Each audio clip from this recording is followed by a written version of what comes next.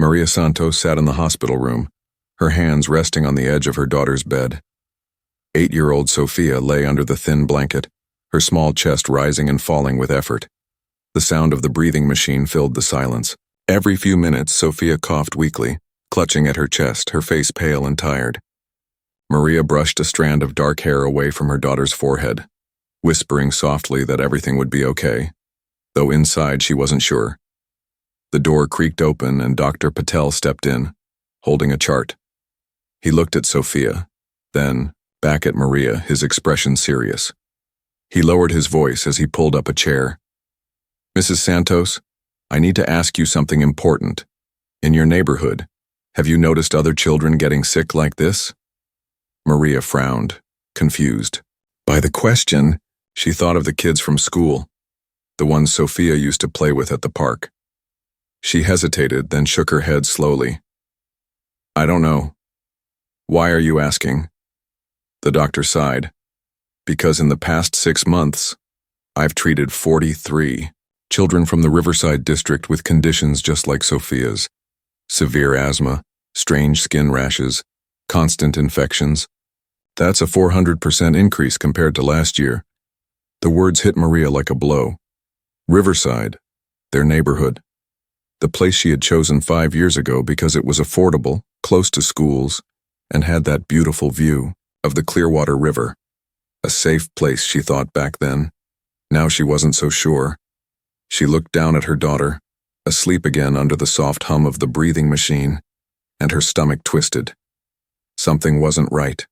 Something bigger than Sophia's illness. She whispered almost to herself, "Why is this happening?" Dr. Patel leaned closer, lowering his voice. "I shouldn't even be telling you this, but I've been keeping track.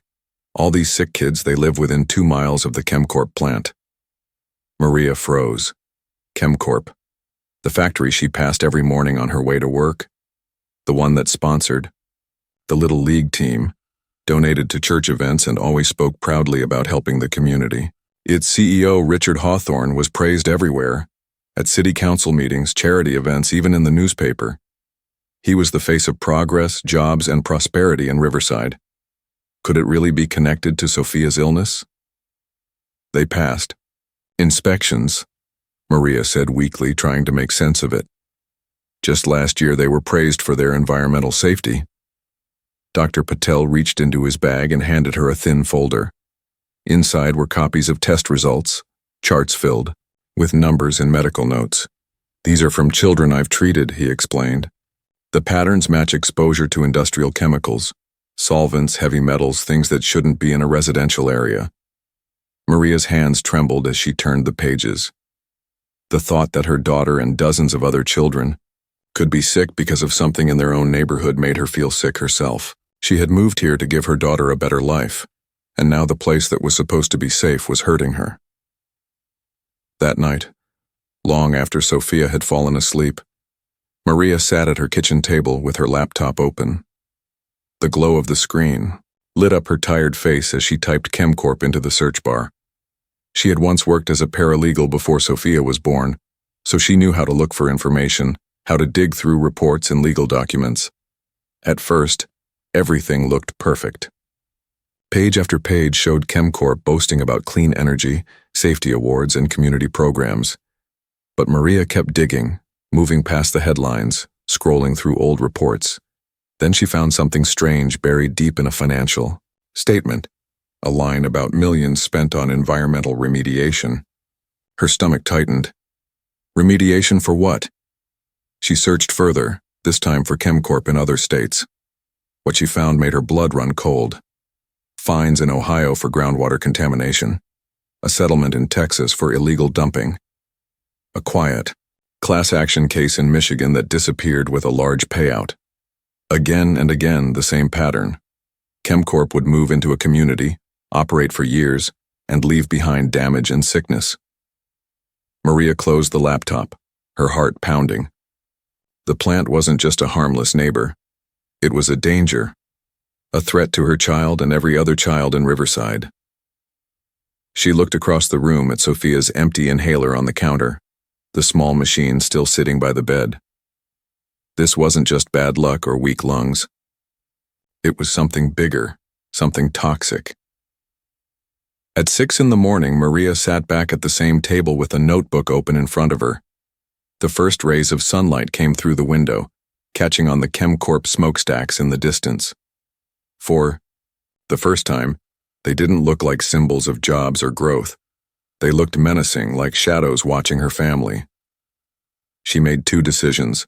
She would start documenting every sick child in Riverside, every cough, every rash, every attack, and she would find out exactly what ChemCorp was putting into their air and water. She didn't know how dangerous that decision would be, or how powerful the people she was going up against really were, but as she poured a glass of bottled water for Sophia, something she had started doing without even realizing why, Maria knew one thing for certain: she couldn't stay silent anymore. Maria hardly slept after that night of searching. By morning, the fear inside her had grown into determination. She couldn't stop thinking about the words in the doctor's folder, about those fines in Ohio and Texas, about the children's faces she had seen coughing in waiting rooms. Sophia wasn't just unlucky. None of the kids were. Something larger was poisoning them. She began with what she knew best: research. Maria pulled out her old paralegal notebooks, the ones she had used years ago when she handled cases at a small law office. Her dining table quickly filled with papers. She started a file for every clue, one for medical patterns, another for ChemCorp's financial reports, another for community complaints. She wrote down every family name she could think, of every child in Riverside who had been in and out of the hospital lately. But this time she wasn't only a mother. She was a detective. Her first call was to her neighbor, Janet. She asked if Janet's son, Tommy, had been feeling better since the nosebleeds started. Janet sighed through the phone.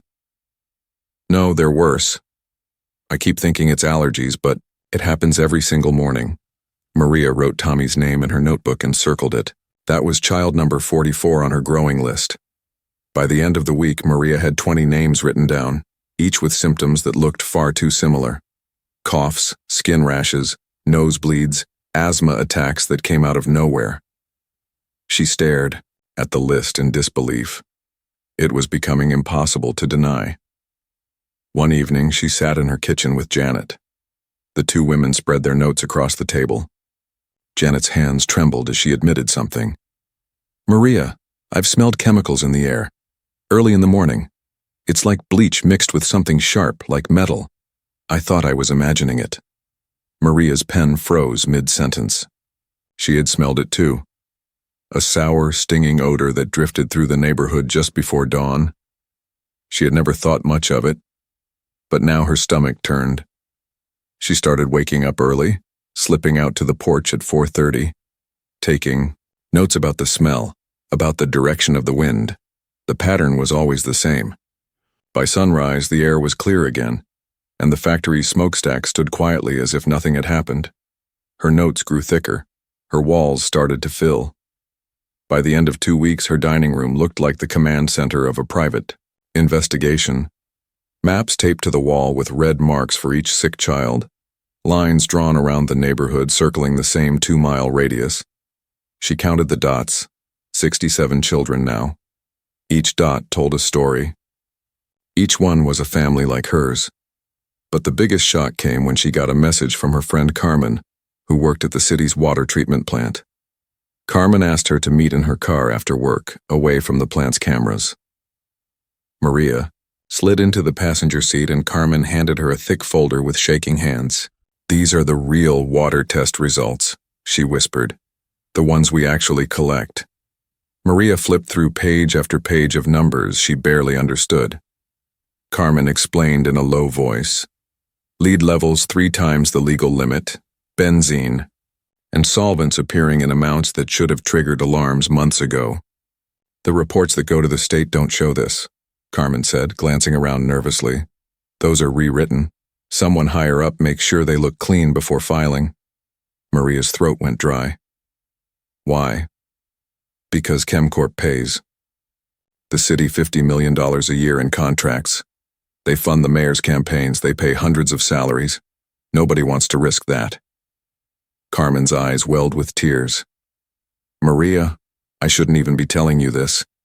If they find out, I'll lose my job, but I can't watch kids keep getting sick. Maria hugged the folder to her chest all the way home. She set it on the table beside her growing pile of evidence. For the first time, she wasn't just suspicious, she had proof. That night, she filled a mason jar with water straight from her kitchen sink. She drove across town to her brother Miguel's lab, pretending it was only about her pipes. 2 days later, Miguel called her. His voice was tight, nervous. "Maria, where did this water come from?" She told him. "Her kitchen." "Then listen to me carefully. It's contaminated with chemicals that don't belong in any drinking water. These are industrial compounds, the kind used in factories. The levels are dangerous, especially for children." Maria felt the air leave her lungs. It was true. Everything she feared was real. The company wasn't just polluting. They were poisoning her family, her neighbors, her entire community. She set the phone down and looked at Sophia, curled up on the couch, with her inhaler in reach. The choice was clear. She had to fight. She had to gather everything she could and bring the truth into the light, no matter the cost. Maria didn't know yet that her digging had already caught someone's attention. That ChemCorp's private security was watching her searches, tracking her calls, noting every move she made. She only knew one thing: she couldn't stop now. Too many children were depending on her. Maria's dining room no longer looked like a place for family dinners. Every wall was covered with papers, taped, maps, sticky notes, and photographs of children who had fallen sick. Her table was buried under binders, water test printouts, and notebooks full of her handwritten observations. It looked like the headquarters of someone preparing for a case in court, not the home of a single mother. Each red dot on her wall map marked a child's illness. 40, then 50, then 60, and finally the 68th dot, the number that broke her heart. That dot belonged to her neighbor's boy, Tommy, who had been getting nosebleeds every morning. Maria marked it down, her pen pressing hard into the paper as she whispered to herself. 68 children. Her neighbor Janet sat at the table with her, holding a tissue to her face. "I thought it was allergies," she admitted. "Or maybe the detergent I switched to. But it's every day, Maria. Every single morning." Maria leaned forward. "Janet, when did you first notice the smell in the mornings?" "What smell?" "The chemical smell. It's sharp, like cleaning supplies mixed with something metallic." Janet's eyes widened. "I thought that was just me. I smelled it too, but I convinced myself it was nothing." Maria nodded, writing the note in her journal. For the past week, she had been waking before dawn, standing by her window at 4:30, waiting for it. Without fail, the odor drifted through the neighborhood as the night shifted toward morning. It always vanished once the sun was up, as though someone at the plant knew when it was safe to hide their tracks. The timing, the smell, the illnesses, it all connected. Then her phone buzzed. A text from Carmen, her friend at the water treatment plant. "Maria, you need to see this. Meet me after work." That evening, Maria sat in the passenger seat of Carmen's car. Carmen's hands shook as she handed over a manila folder.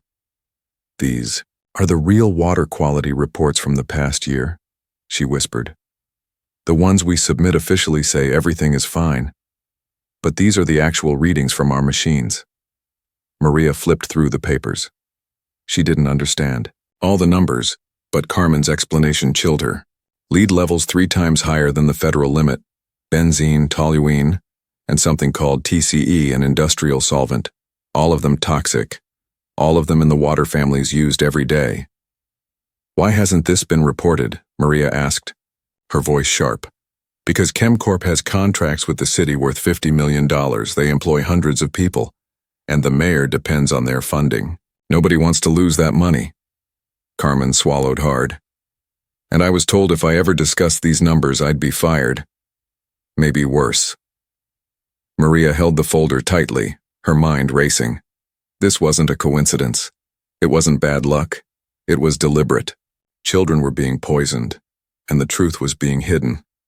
When she returned home, she placed Carmen's folder in the center of her table, staring at it until her eyes blurred. Then she opened her phone and called her brother Miguel. "I need you to test something for me," she said.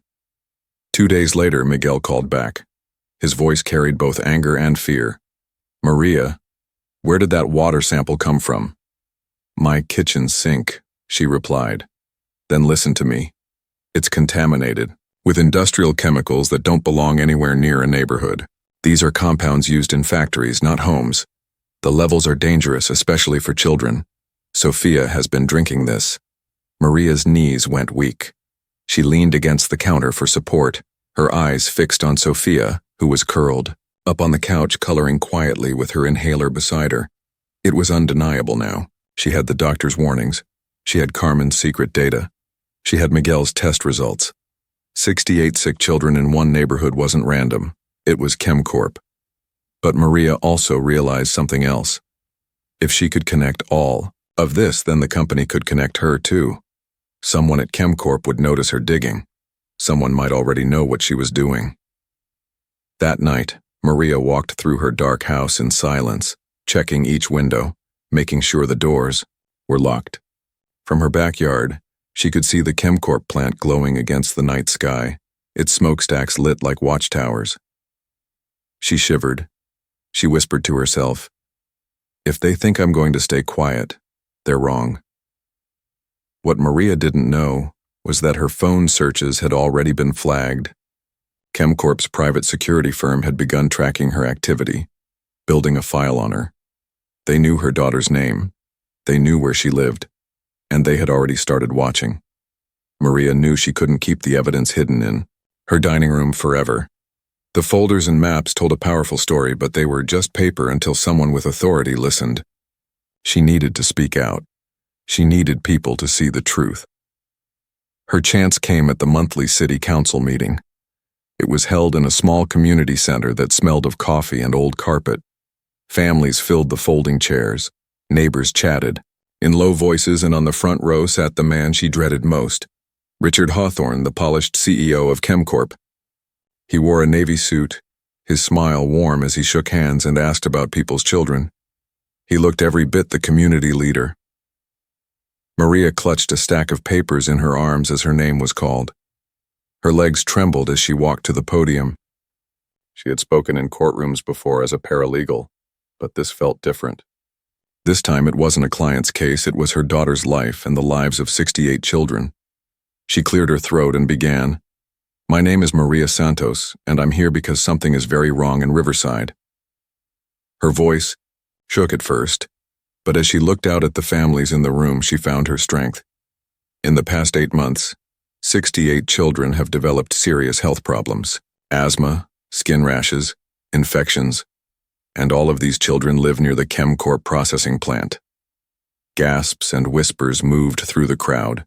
She clicked through slides on a small projector, maps covered in red dots, charts showing illnesses, rising, photos of inhalers and hospital bills. She held up the folder Carmen had given her. "These are water test results. They show chemicals in our tap water, lead, benzene, solvents, that are far above safe levels." Her words filled the room with unease. Parents leaned forward, some nodding, some frowning. For the first time, Maria felt she was being heard. Then Richard Hawthorne stood. His presence silenced the room instantly. With the smooth confidence of someone who had done this many times, he stepped forward. "First, let me say how much I respect Mrs. Santos's concern for her child and for our community," he began, his voice calm and measured. "As a father myself, I know nothing matters more than our children's health." People nodded, reassured by his steady tone. He held up a folder of his own, thicker and glossier than Maria's. "However, ChemCorp has passed every environmental inspection. We have independent reports that prove our water quality is well within federal guidelines. We exceed safety standards. Here are the facts." He flipped through polished charts, photographs of ChemCorp employees smiling at charity, events, letters from consultants praising their operations. It looked official, professional, and convincing. Maria's chest tightened as she watched faces in the crowd shift. Murmurs rose, questions, doubts. One neighbor whispered, If they passed inspections, maybe Maria's mistaken. Another said quietly, "My husband works at the plant. What happens to his job if she's right?" Hawthorne turned back to the council members. "I worry that accusations like these, without proper scientific basis, can cause unnecessary panic.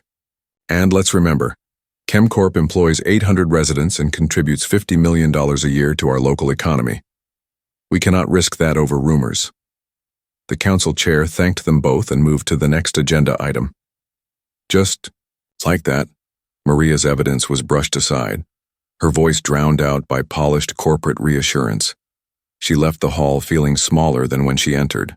Outside, she expected neighbors to support her. Instead, she was met with uneasy stares. Rebecca from down the street pulled her aside. "Maria, my husband's job depends on ChemCorp. If they shut down, how will we pay our bills? Are you sure you're not being influenced by lawyers looking for a payout?" Another father crossed his arms. "My son plays baseball with Sophia. But this feels like you're trying to stir up trouble. Do you really want to hurt this community?" Maria walked to her car in silence, her papers clutched against her chest. The night air felt heavy, the ChemCorp smokestacks glowing in the distance, like watchful eyes.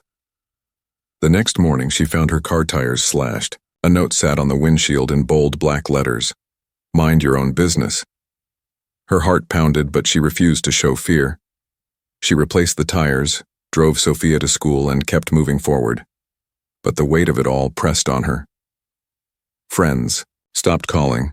Parents avoided her at the park. She was becoming an outcast in the very community she was trying to save. And then came the worst blow. Dr. Patel, the one doctor who had quietly spoken to her about the pattern of sick children, called her one evening. His voice was heavy with regret. "Maria, I've been told not to discuss patient cases with anyone outside the hospital. The administration asked me to clarify that my earlier comments were only informal observations, nothing official." "They got to you," Maria whispered. "I'm sorry. I wish I could do more. But the hospital's largest donor is ChemCorp's parent company." His voice trailed off. "Please be careful, Maria." She ended the call and sat in silence, her daughter's soft breathing filling the quiet room. Fear pressed in on her from all sides. The company was powerful. They had money, connections, influence. They could silence doctors, sway neighbors, even intimidate city officials. But Maria also felt something deeper, stronger, a spark of resolve.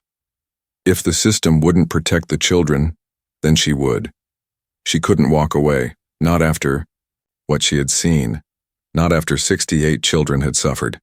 What she didn't know was that her story was already spreading beyond her control. While Hawthorne worked to discredit her in official spaces, parents were whispering in schoolyards, sharing posts online, forwarding her charts in WhatsApp groups. The seed of truth had been planted and it was starting to grow.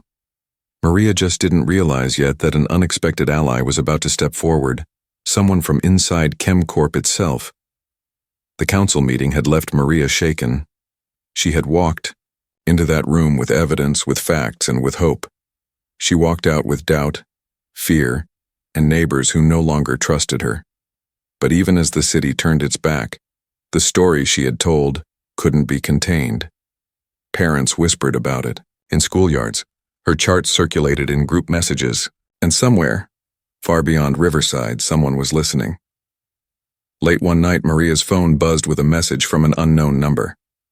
"I saw your presentation. I used to work for ChemCorp. We need to talk." She stared at the words, her heart pounding. Was it a trap? Or was it the break she desperately needed? They agreed to meet at a 24-hour diner off the highway, the kind of place where truckers came and went, and no one asked questions. Maria arrived with her evidence folder tucked under her arm, her nerves tight as she slid into a booth. A man sat across from her. His eyes were tired, ringed with shadows, and his hands shook as he stirred his coffee. He introduced himself as David, a former process engineer at ChemCorp. "I worked there for 6 years," he began in a low voice. At first, I thought I was doing good work, providing for my family, but over time I realized what we were doing wasn't right. Maria leaned forward, her voice barely above a whisper. Tell me everything. David glanced toward the parking lot as if expecting to see someone watching. Then he pulled a tablet from his bag and opened a file filled with diagrams and photos. ChemCorp has 2 waste disposal systems. The official one is what inspectors see. But at night between 2 and 5 in the morning, when no one is looking, they switch to the secondary system. That system pumps partially treated waste directly into the groundwater through a hidden pipeline. Maria's stomach dropped. She thought of the chemical smell at dawn, the red dots on her map, the water test results that Carmen had risked her job to give her. All of it lined up. How long has this been happening? She asked. David's voice cracked. 8 months, right around the time they expanded operations to meet a new government contract. Proper disposal would have cost millions. Hawthorne told us to find creative solutions. This was the solution. Maria gripped the edge of the table. You have proof? David's eyes filled with guilt as he slid a folder toward her. Inside were internal memos, technical documents, and even recordings of meetings where Hawthorne approved the illegal plan. I documented everything, David admitted. At first, I told myself someone else would speak up. But then my daughter started getting nosebleeds. She's only 5. We live 12 miles away, Maria, if it's reaching us. He couldn't finish the sentence. Maria felt tears sting her eyes as she looked at the photos of his little girl. This is exactly what we need. Will you go public with me? Will you stand with the families? David shook his head quickly. You don't understand. They don't just fire people who talk. They destroy them. Legal threats, smear campaigns, investigators digging into your life. They'll find anything they can to ruin you. Maria thought of the slashed tires, the note on her windshield, the cold silence from her neighbors. She already knew the kind of power ChemCorp could wield. But she also thought of Sophia, breathing through a machine at night. She thought of 68 red dots on her wall. I don't care what they do to me, she said quietly. Those children are already paying the price. David studied her for a long moment, then nodded. Okay, then I'll help. But we have to be smart. We can't just hand this to the local council. Hawthorne has connections everywhere. City, government, state regulators, even federal agencies. We need someone they can't control. Investigative journalists, environmental lawyers, the EPA's criminal unit. He paused, his eyes hard. And we need to go public before they can silence us. Maria nodded, feeling both fear and resolve tightening in her chest. This was bigger than anything she had imagined, but now she wasn't alone. That night, she drove home with copies of David's files stored on multiple flash drives. She uploaded the most damning evidence to secure online storage, sending it to trusted reporters and a lawyer friend in Washington. As she clicked send, she whispered to herself, "It's out now. They can't bury this." But Maria had underestimated how fast ChemCorp could strike back. The very next morning, she woke to find her phone buzzing nonstop. Her social media accounts had been flooded with attacks. Strangers accused her of being a disgruntled former employee seeking revenge. Private details of her life had been leaked online, her address, her work history, even false claims about her family. Sophia peeked out the window. "Mama, there are cameras outside." Maria's heart sank. Reporters, neighbors, and men she didn't recognize stood on the sidewalk, pointing cameras at her home. Some shouted questions, others just stared. Her phone rang again. The caller ID made her skin crawl. Richard Hawthorne. When she answered, his voice was smooth, calm, almost friendly. "Mrs. Santos, I think it's time we spoke directly." Maria stared at the caller ID and felt a chill. She answered and put the phone on speaker. With one thumb, she opened the recorder app and hit record. "Mrs. Santos," Hawthorne said, his voice smooth like a practice speech. "This has gone far enough. I would like to resolve it quietly. For your sake. For your daughter's sake." Maria kept her voice steady. "I'm listening." ChemCorp is prepared to help your family relocate to a healthier environment. A home in a good district. Coverage for your child's medical costs. A generous education fund. In return, you agree to retract your statements and acknowledge that you were misled by incomplete information. So you want me to say I was wrong, Maria said. I want you to stop harming a company that provides hundreds of jobs, he replied. I want you to protect your child from a long public fight you cannot win. She let the silence stretch. Her eyes fell on the map with 68 red dots. Her daughter's inhaler lay on the coffee table like a small warning bell. Mr. Hawthorne, she said, this call is being recorded. Are you offering a payment for my silence while children are getting sick from chemicals linked to your plant? The line went quiet. When he spoke again, his tone was colder. I'm warning you, defamation is expensive to defend. You are a single parent with limited resources. I have attorneys who handle cases like this every day. If you continue, I will protect my company. Maria ended the call and exhaled shakily. Her hands trembled, but not from fear alone. She had proof of intimidation now. She copied the audio file to 3 flash drives and uploaded it to a secure folder with the rest of the evidence. By noon, the smear campaign intensified. Fake accounts flooded her pages with accusations. An old parking ticket was posted with captions, calling her a liar. A blurry photo of her walking into the diner with David appeared on a local gossip forum.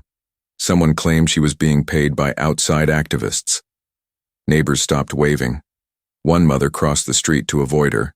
She did not respond online. She packed her evidence instead. She sent the call recording and the whistleblower documents to 2 investigative reporters.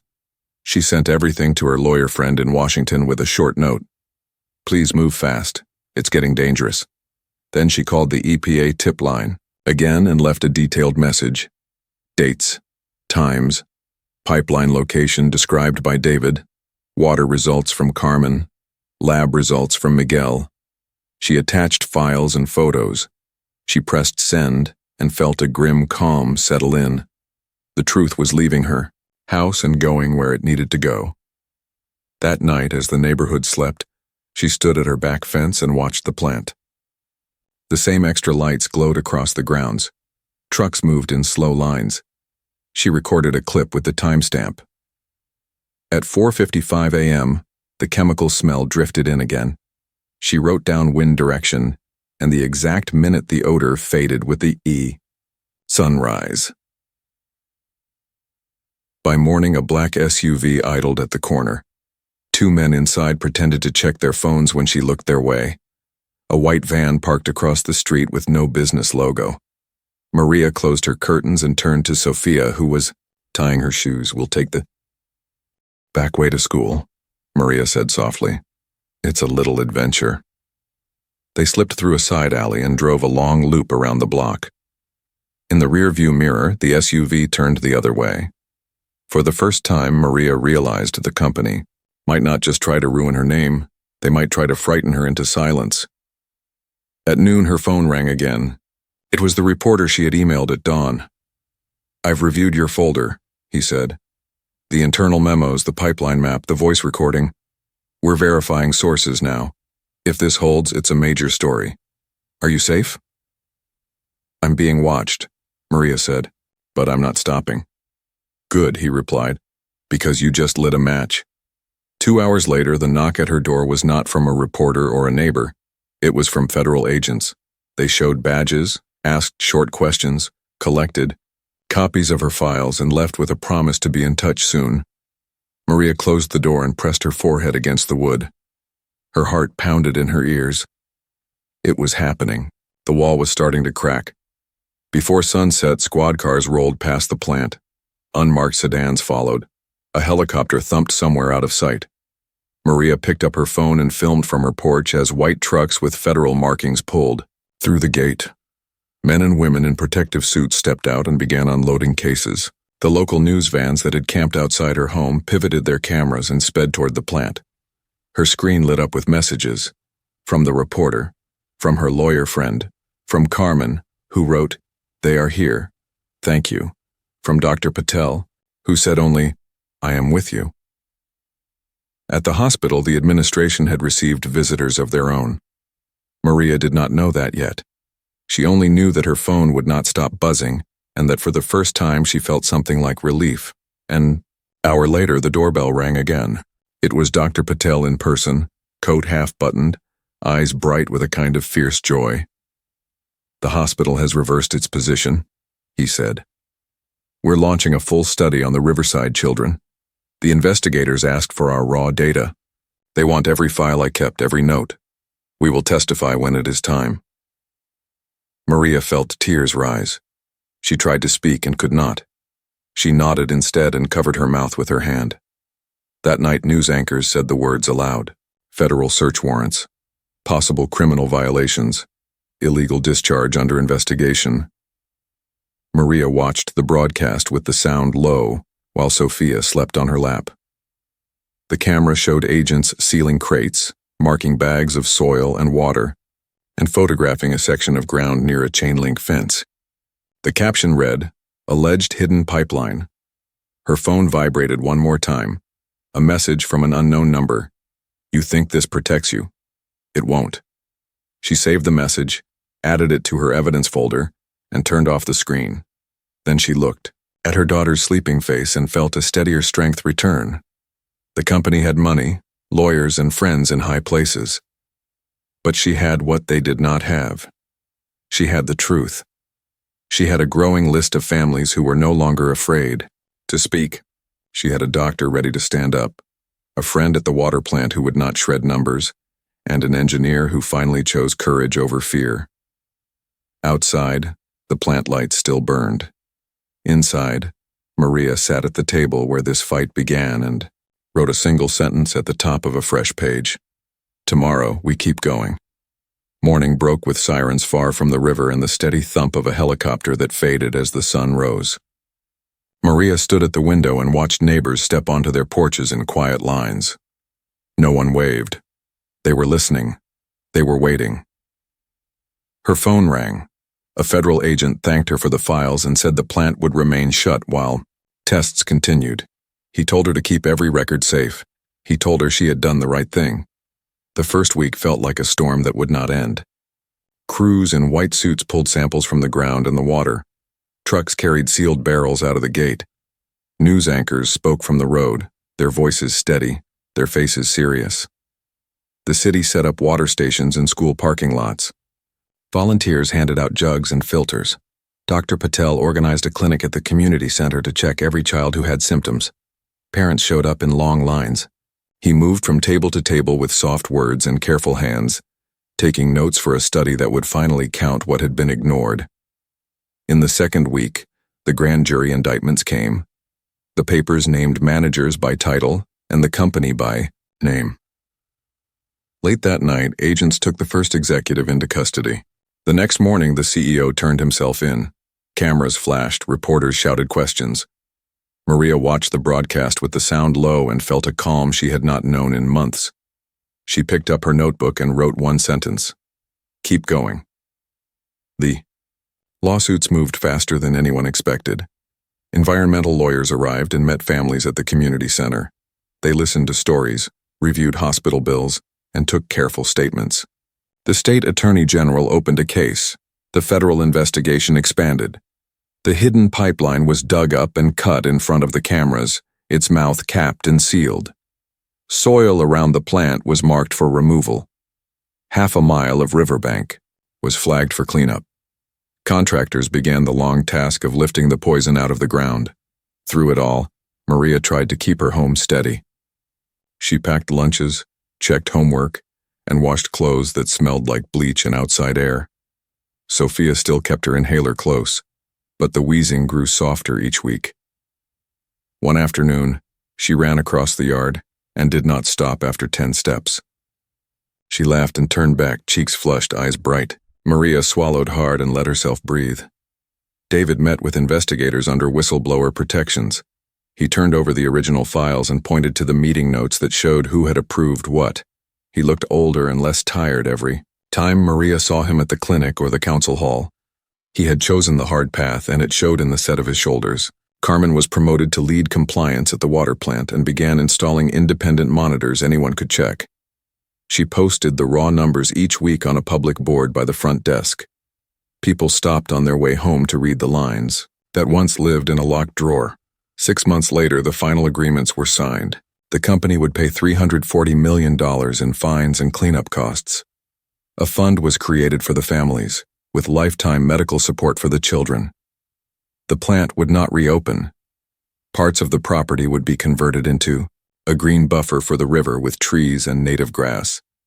The court ordered long-term testing under federal oversight. The CEO was sentenced for obstruction and environmental crimes. Several managers received prison time. The judge spoke plainly. Profits do not outrank the health of children. On the day of the hearing, Maria sat in a plain chair behind a wooden table and told the story under oath. She did not raise her voice. She did not add anything extra. She spoke about a mother in a hospital room, a map with red dots, a smell at dawn, and a choice to keep going when it would have been easier to stop. When she finished, the room was quiet in a different way than before. It was the quiet of people who understand. A week later, she flew to the Capitol and answered questions from lawmakers about local power, public data, and the courage of ordinary families. Cameras recorded her steady voice. Behind her sat Dr. Patel with the first results of the children's study. Next to him sat Carmen with the water logs that never again would be rewritten. David sat at the end of the row, now a consultant, helping investigators find hidden pipes in other towns. They did not think of themselves as heroes. They thought of themselves as people who had finally done what was needed. Back home, the air smelled clean after rain. The river moved slower, carrying the shimmer of late light. The city built a small playground near the water. The sign at the gate listed rules about safety and a short note telling the story of what the community had done. On a Tuesday evening, Sophia asked if they could go catch fireflies by the path. Maria checked the day's water report and nodded. They walked past the old chain-link fence and the new trees. Grass bent under their steps. Fireflies blinked on and off like small lanterns floating above the ground. Sophia cupped her hands and laughed when one settled on her finger. Maria watched her daughter breathe in without effort and felt a quiet joy that hurt in the best way. That night, in the same kitchen where the first notes were written, Maria set up her phone and recorded a message for anyone who needed it. She told them they did not need a special title to notice a pattern. They did not need permission to ask hard questions. She told them to write everything down, to save copies, to find a doctor who would listen, and a neighbor who would stand beside them. She told them that people in power might try to scare them, but fear fades when facts are shared by many hands. Her message spread. Parents in other towns began comparing symptoms and posting maps. Local engineers drew sketches of waste systems on napkins and sent them to reporters. Nurses kept lists when administrators told them not to. Quiet bravery multiplied. Cleanups began in places no one had checked in years. The work was slow and often heavy. It was also possible. One last time that summer, Maria and Sophia walked to the river at dusk. The water caught the colors of the sky and carried them downstream. Sophia slipped her hand into her mother's and looked up. "Are the kids going to be okay now?" she asked. "We are making sure of it," Maria said. She meant their town. She also meant every place where a parent had decided to keep going. The world did not change all at once. It changed one note, one sample, one brave voice at a time. And that was enough to begin.